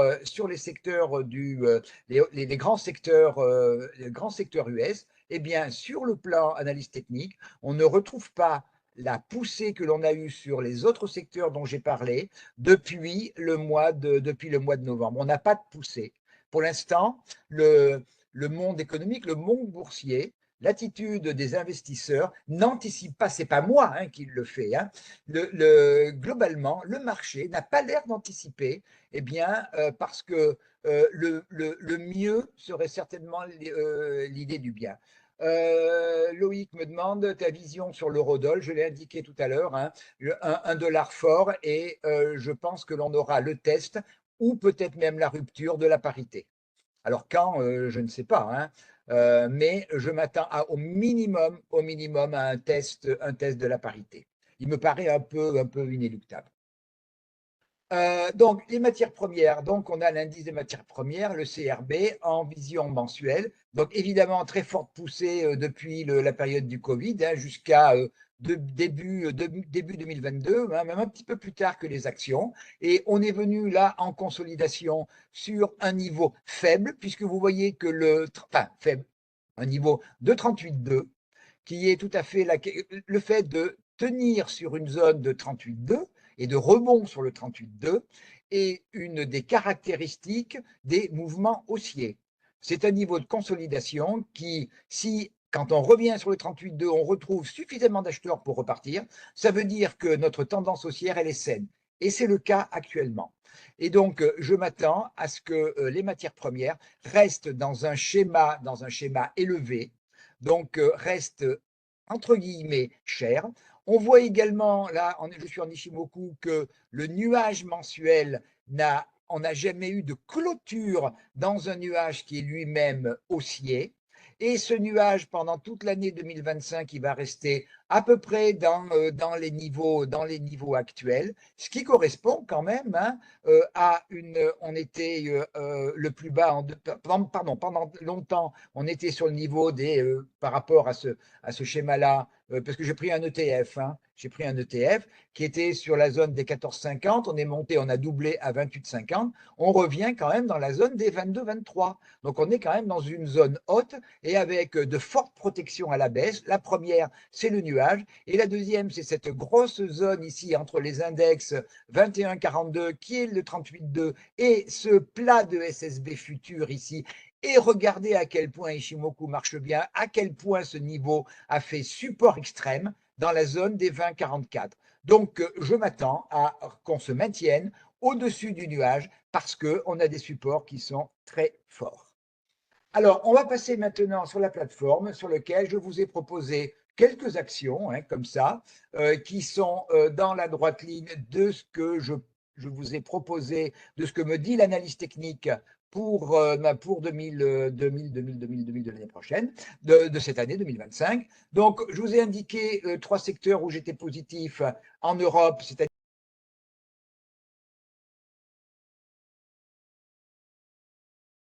consommation discrétionnaire et la technologie. Donc, on va voir AGEAS donc, sur Bruxelles, Allianz et AXA sur Paris. En médias, on va voir Publicis et Wolters Kluwer.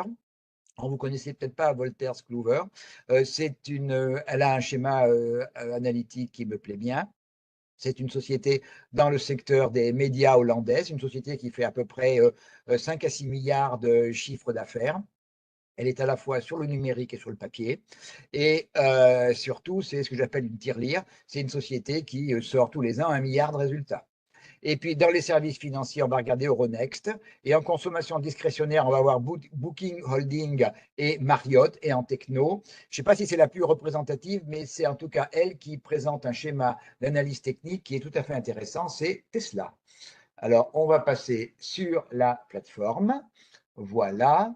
On va comment? Ben, je suis déjà prêt. Je suis sur donc AGEAS. AGEAS qui est coté à Bruxelles, donc société d'assurance. Alors, je ne sais pas si elle est néerlandaise ou belge. Alors, on est en hebdo. On est en hebdo et on a un schéma d'analyse technique qui est en train de sortir. Et puis, il était temps qu'il sorte. Donc, j'ai depuis l'été de l'année dernière, j'ai un rallye qui m'a amené de 39,6 jusque vers les 50. Donc, on a gagné pratiquement 50%. On est rentré dans un schéma de consolidation qui a deux caractéristiques importantes. Le premier, c'est un schéma classique de drapeau. J'ai dit qu'il est temps qu'il sorte parce qu'il ne faut pas qu'il commence à être un petit peu long en termes de temps. Ce que je retiens, quoi qu'il arrive, d'extrêmement positif, c'est que eh bien, le 38.2 ici tient et on est en train de rebondir sur le 38.2. Par voie de conséquence, je mets sur ce rallye, je mets mes extensions de Fibonacci que vous retrouvez ici. Le premier niveau qui est le 61,8 est à 51,63 €. J'ai une résistance, qu'est-ce que oui, 51,63 €. Oui, excusez-moi. Oui, oui, c'est bien ça. Derrière, une résistance à 53,18 et ensuite une résistance. Tiens, j'ai mal coupé mon dossier, mon graphique, qui est sur les 55 €, qui est tout simplement eh bien, l'objectif haussier de sortie de mon triangle haussier. J'ai plus confiance dans mes extensions de Fibonacci que dans le triangle haussier. Donc, première société sur laquelle eh bien, on pourrait avoir une vision positive sur le long terme. La deuxième, c'est Allianz.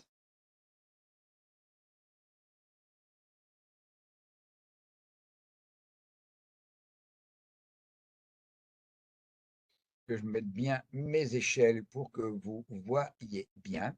Voilà. Donc, j'ai eu une consolidation ici dans la zone des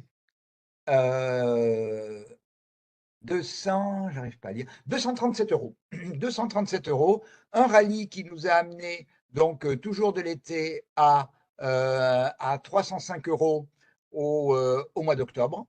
Une consolidation comme le AGEAS sur le 38.2. Un redémarrage. Là, je n'ai pas une consolidation en drapeau, mais une consolidation à plat, un range à plat. Donc, j'attends la sortie qui serait une bougie verte au-dessus des 305 € et qui me donnerait comme objectif, alors j'ai mis à la fois les extensions de Fibonacci, avec le premier niveau à 61,8 qui est à 322 €. Le deuxième qui est, comme j'ai fait une consolidation sur le 38,2, celui qui est le statistiquement le plus probable, c'est le 78,6 à 333 €. Et on voit que ce niveau est juste au-dessus de l'objectif de sortie du range, c'est-à-dire la projection du range vers le haut. Et puis, si le mouvement se poursuit de manière favorable, j'ai l'extension 100% qui est à 347 €. A contrario, si on cassait la zone des 279 €, mon schéma haussier serait invalidé. Le troisième, c'est AXA. Que je me mette bien aussi. Voilà.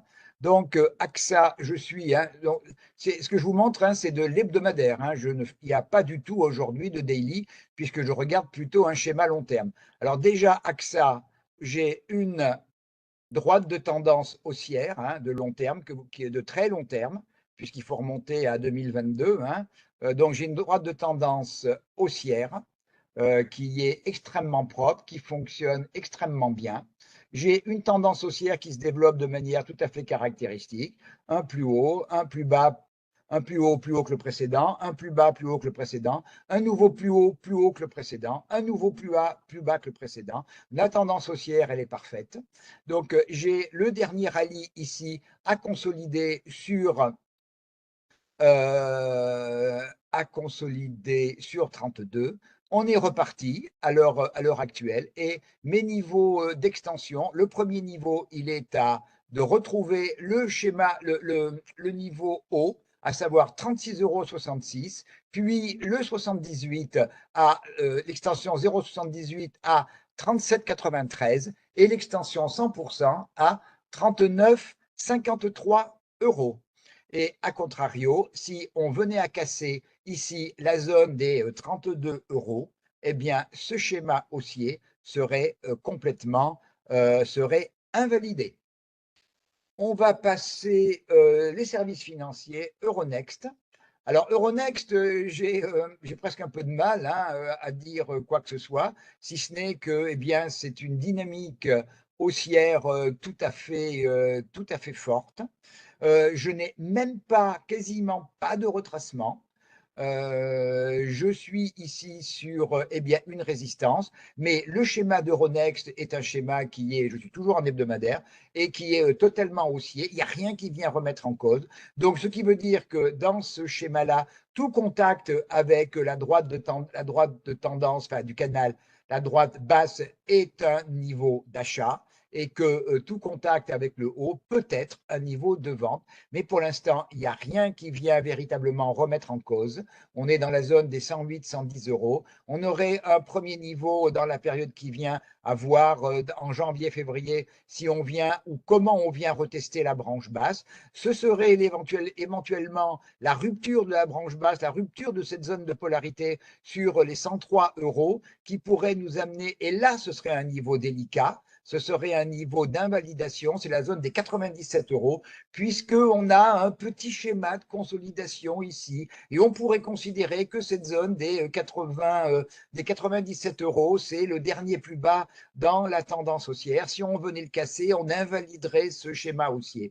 Je vais élargir en fait cette zone à ici entre 94,23 et 96,70, puisque ici j'ai une vraie zone.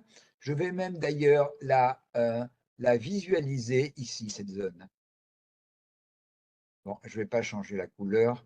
Alors, je vais la changer peut-être quand même au remplissage. Donc, c'est une zone ici. Voilà, c'est une zone de support. Donc, j'ai vraiment une zone de support qui serait vraiment l'invalidation du mouvement. C'est 94, 20, 94, 20, 97, 97, 25. Donc, tant qu'on est au-dessus, eh bien, on ne fait qu'une consolidation en tendance haussière. Si on casse cette zone, là, le schéma haussier aura quand même vraiment du plomb dans l'aile. On était sur Euronext. On va regarder donc Publicis. Publicis, on a un schéma alors, qui est peut-être pour l'instant moins convaincant, qui est un schéma toujours en hebdomadaire, un schéma de rallye ici entre novembre 2023 et mai 2024, une consolidation ici sur cette zone qui est la zone des 50%, donc déjà un peu moins fort. On a du mal à repartir. C'est pour ça que Publicis, j'attendrai obligatoirement le franchissement de la zone des 109 € avec une belle bougie verte pour viser derrière la zone des 117,50 et la zone des 125. Pour l'instant, c'est plutôt mou, comme le sont un peu les indices européens, surtout les indices français. Donc, autant je suis très positif sur les autres, autant sur Publicis, le franchissement de 108,50 €, 109 € est un préalable indispensable. Le Hollandais, Wolters Kluwer, lui, alors là, il est dans un schéma qui est, c'est entre comment dire, on pourrait tracer de deux façons, on pourrait tracer comme ça, mais on pourrait tracer aussi comme cela. Donc, on est dans un schéma qui est quasiment un schéma de canal haussier. Donc, pour l'instant, je vais mettre, puisque, voilà, je vais mettre Ishimoku en hebdomadaire. Donc, on a une vision qui est totalement haussière pour la société. On est maintenant sur une résistance, là, dans la zone des 165, 160, oui, 165 €. tout franchissement de 165 est une relance de la dynamique haussière au niveau de l'entreprise.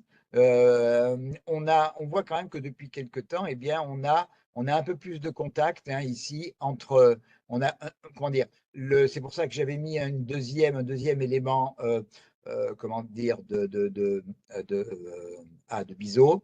La lagging span joue avec cette droite-là. Il faudrait vraiment qu'elle s'en écarte, et pour s'en écarter, il faudrait vraiment qu'on franchisse la zone des 166 €, et là, on repartira sur un gros schéma haussier.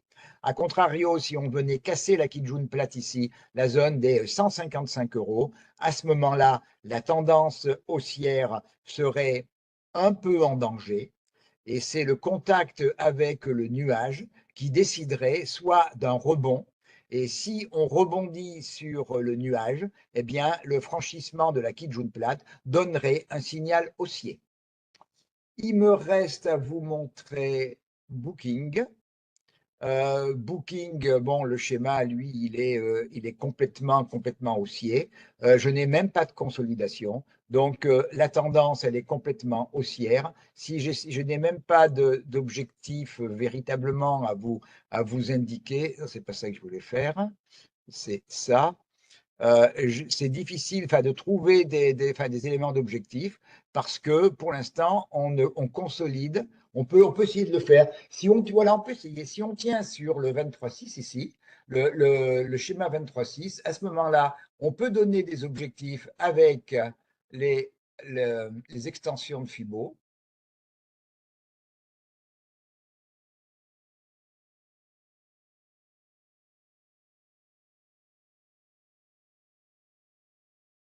Voilà. Et donc, ce qui nous donne donc un rebond sur cette zone des 400, attendez, non, pardon, des 4000, la zone des 4008 ici, surtout si on franchit les 5003. On est sur le 23,6. Alors, bien sûr, on a un premier objectif, le premier objectif ici à 6104. Puis, les objectifs les plus probables, c'est 6460 et 6913, c'est-à-dire l'extension 0,786 et le 100%. On n'a fait que du 23,6. Après, si jamais on rebondit sur le 38,2, eh bien, on met le schéma d'extension exactement de la même manière par rapport au niveau du rebond. Mais là, on a une tendance qui est, elle, extrêmement puissante. Et puis, l'avant-dernier, c'est Marriott. On a quasiment le même schéma. On a quasiment le même schéma. On est sur le 23,6. On peut mettre, donc le dernier, et on est vraiment très proche en termes de schéma. On est venu tester le nuage. On a refranchi la Kijun. On a fait un nouveau sommet à 295 $. Et on a consolidé pour l'instant, on est sur le 23,6. S'il tient, eh bien, on fait pareil en mettant nos extensions de Fibonacci sur ce schéma-là, ici. Et je vais également enlever les couleurs pour mieux voir. Et donc, vous avez, et je vais même enlever, le premier, c'est 61,8 à 325, et puis, plus probable, 341 et 360. Et la dernière que l'on va voir, ça fait bientôt 2 heures qu'on est ensemble, mais je ne m'en lasse pas. La dernière, c'est Tesla. Alors, Tesla, c'est la seule sur laquelle je vais revenir un instant sur le daily.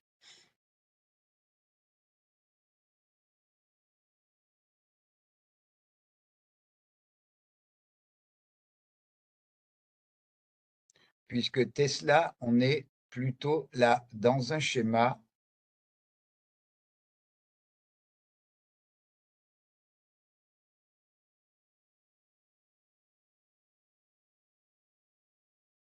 de triangle, de drapeau. Alors ça, c'est du daily. Donc, le daily est à suivre quand même si on fait du travail long terme, comme on le fait, on regarde quand même le daily. Et donc, Tesla, elle est quand même, elle est, comment dire, elle est très volatile. C'est une des plus volatiles, elle est très volatile. Donc, je surveille quand même ce schéma en daily pour Tesla. Je regarde donc le dernier rallye qui a démarré ici sur les 208 $, mois d'octobre. Le plus haut qui a été fait ici à 487. La consolidation, pour l'instant, on tient, on rebondit sur le 38,2. Et donc, on attend la sortie du triangle, du drapeau, oh là là, excusez-moi. Et là, je repasse en hebdo. Je repasse en hebdo.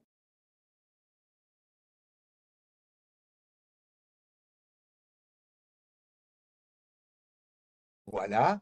Donc, là-dessus, je mets mes extensions de Fibonacci. Et là, eh bien, j'ai ces niveaux. Donc, je suis sur le 38,2. Donc, on devrait franchir les 543. Mon objectif principal est à 589. Et eh bien, si les acheteurs ont toujours faim, c'est derrière les 648 dollars. A contrario, si on venait casser la zone des 370 dollars, et à plus forte raison, si on cassait la Kijun plate ici à 335, ce schéma haussier serait oublié. Et là, on aurait très probablement un repli qui s'accentuerait en direction du nuage hebdomadaire ici, qui est relativement plat et relativement fragile. Donc, Tesla, on a quand même beaucoup de phénomènes d'à-coups, mais on surveillera effectivement la réussite, la confirmation, qui n'est pas encore là, du rebond sur le 38,2. Voilà, hein, ça fait donc quasiment 2 heures que l'on est ensemble. C'était plus long que prévu. Est-ce que vous avez des questions? Encore une question, je vais prendre une question. Merci, pratiquement tout le monde est resté, hein, jusqu'au bout. Merci pour m'avoir suivi. Je prends une question, je prends une seule question.